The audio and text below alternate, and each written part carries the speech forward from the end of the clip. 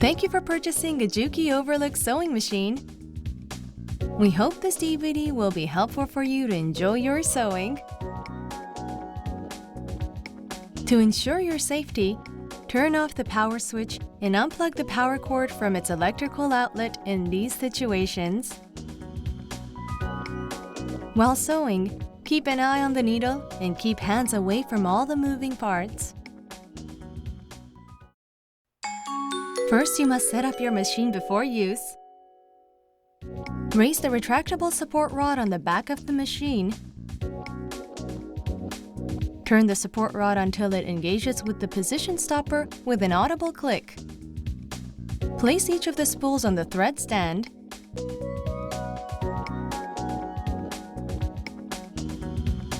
Insert the foot controller cord into the controller plugs. Insert the power cord into the electrical outlet. Push the power switch to the on position. The power light turns on.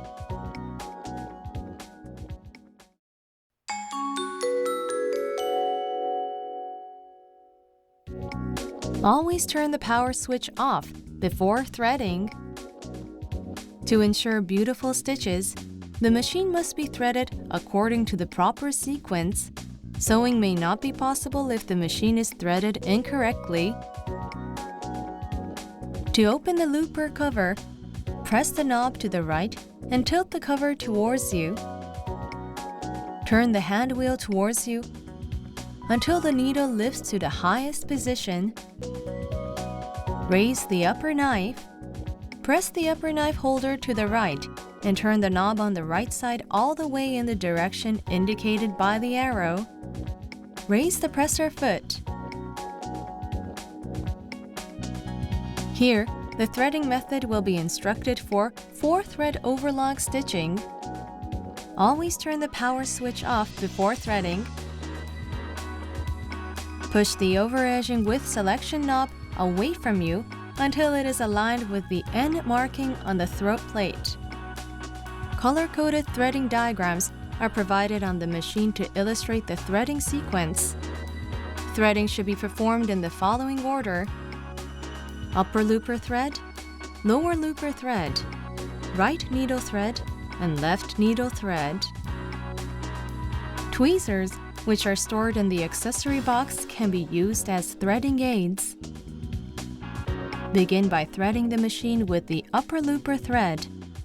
Blue markings are provided on the machine to indicate the path of the upper looper thread. Bring the thread directly up from the spool to the thread guide. Thread the thread guide. Guide the thread around the thread tension dial.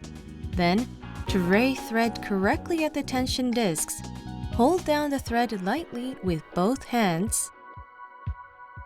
Continue following the blue color marked thread guide.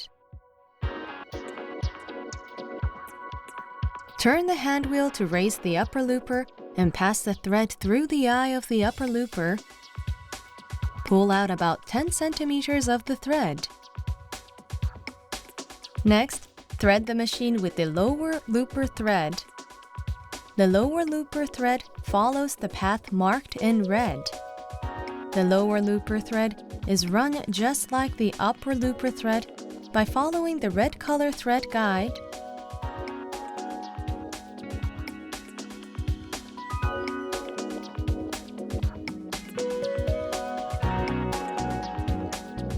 Turn the hand wheel towards you until the lower looper extending out 5 to 10 millimeters from the throat plate edge.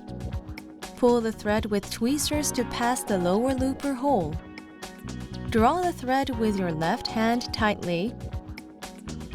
During this process, pass the thread through to the left side of a portion of the automatic threader. Use your finger to push the automatic threader up to the topmost, and then thread goes through automatically. Take the thread over the upper looper and pull out about 10 centimeters of the thread.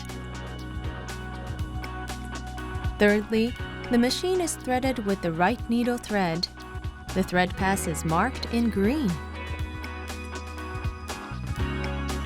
Pull the thread under the thread guide and thread the thread take-up cover.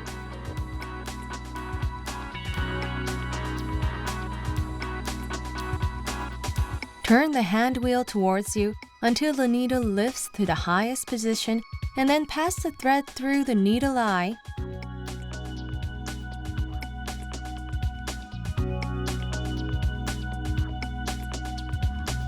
Pull out about 10 centimeters of the thread from under the presser foot. Fourth is the left needle thread. The thread pass is marked in yellow. The left needle thread is run just like the right needle thread by following the yellow color thread guide.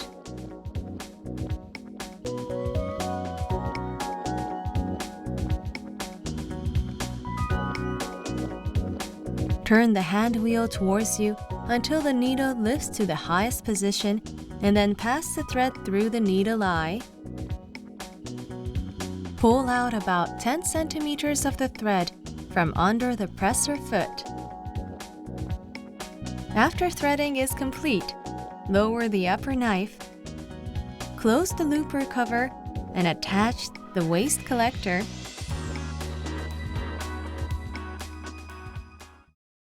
Do a trial run on the same fabric you intend to use in order to check that stitch formation and thread tension are appropriate. We will use 4-thread overlock as an example. Turn on the power switch. To adjust the thread tension, set the tension dial to 3.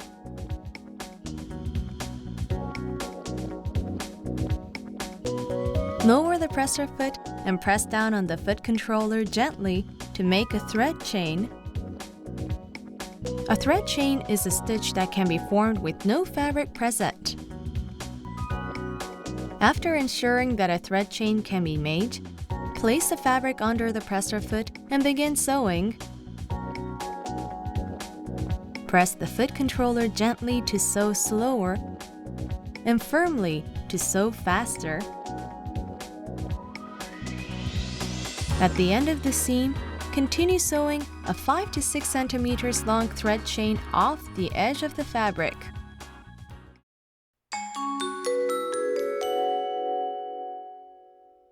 In proper stitch formation, both looper threads meet at the fabric edge. The left needle thread and the right needle thread rest on the upper side and the underside of the fabric respectively. Adjust the thread tension dial, stitch length dial, lower knife adjustment dial, and differential feed dial to ensure a proper stitch. If the upper looper thread is visible on the underside of the fabric, turn the upper looper thread tension dial to a larger number or turn the lower looper thread tension dial to a smaller number. If the lower looper thread is visible on the overside of the fabric, turn the upper looper thread tension dial to a smaller number or turn the lower looper thread tension dial to a larger number. If the right needle thread forms loose loops on the underside of the fabric, turn the right needle thread tension dial to a larger number. If the left needle thread forms loose loops on the underside of the fabric, turn the left needle thread tension dial to a larger number. If the fabric wanders between the stitch or rolled back side, turn the upper and lower looper threads tension dials to a smaller number. If the fabric puckers, turn the right and left needle thread tension dial to a smaller number. Adjust the stitch length using the stitch length dial. For regular overlock, use a standard 2.5 mm stitch length. You can adjust the stitch length to any value within the range 1 to 4 mm. If the stitch goes over the edge of the fabric or the fabric wanders between the stitch, adjust the lower knife adjustment dial. Open the cloth plate. If the stitch goes over the edge of the fabric, set the adjustment dial number to a larger number. If the fabric wanders between the stitch or rolled back side, set the adjustment dial number to a smaller number. Close the cloth plate after finishing the adjustment.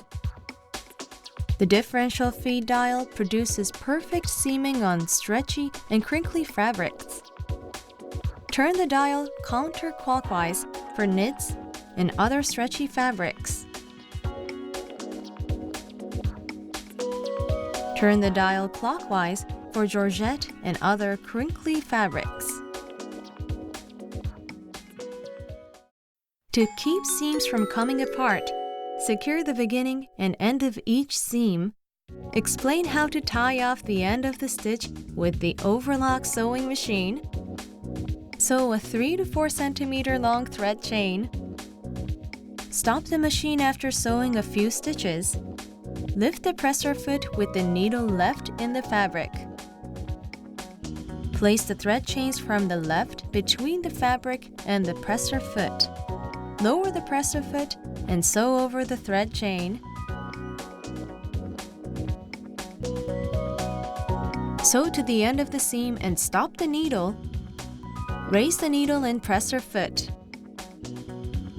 Turn the fabric over and lower the needles into fabric. Lower the presser foot. Sew carefully over the previous stitching for about 2 to 3 centimeters without cutting them by the upper knife. Then, remove the fabric and cut the thread. You can unstitch your seams very neatly without damaging the fabric by running a commercial seam ripper along the upper and lower looper threads simultaneously.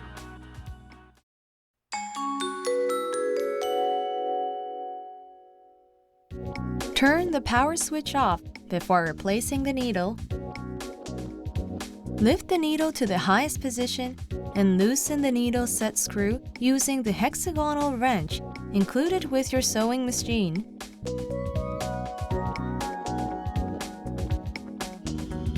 Use a regular household sewing machine needle. Hold the new needle with the flat surface facing away from you and insert the needle as far as possible into the clamp. Tighten the needle set screw securely.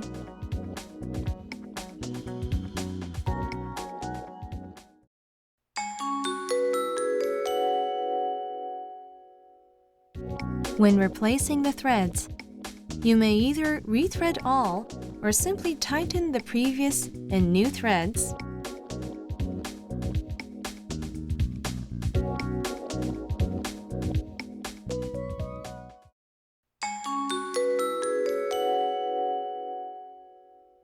If the thread breaks while sewing, stop sewing immediately and remove the fabric.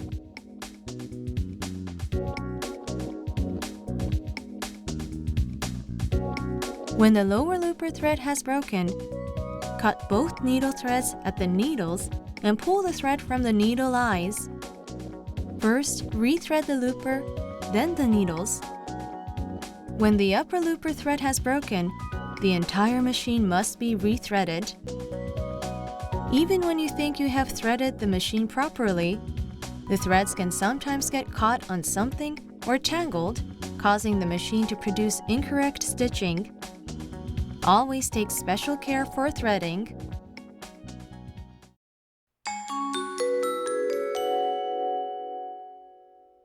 For the right needle overlock, remove the left needle. For the left needle overlock, remove the right needle. Threading for the upper and lower loopers is identical to that for 4-thread overlock. This machine comes with a built-in roll hammer capable of producing both 3-thread rolled hem and narrow overlock.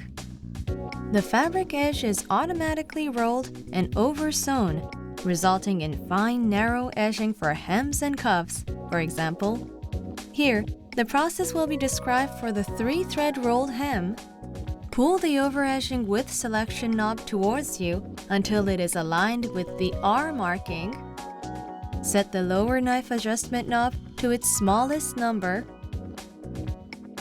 Set the feed adjustment dial between 1 and 1.5. Remove the left needle. Set the lower looper thread tension between 7 and 9. A beautiful finish can be produced using woolly nylon as the upper looper thread. Woolly nylon thread features a soft feel and is more elastic than spun threads, which are commonly used in overlock stitching. When using woolly nylon thread, the upper looper thread tension should be between 1 and 3.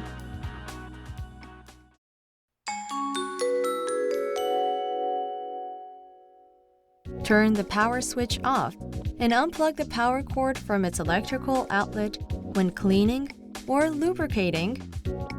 As you use your machine, dust and fluff tends to collect, particularly around the throat plate and lower knife, and should be removed regularly.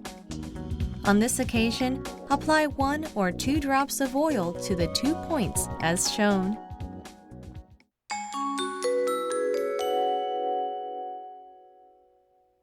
Optional pressure feet useful for a wide variety of sewing applications are available for your machine.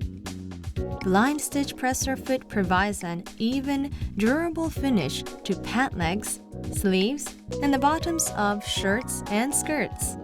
Elasticator presser foot takes the hard work out of evenly attaching elastic on swimsuits, leotards, and garments.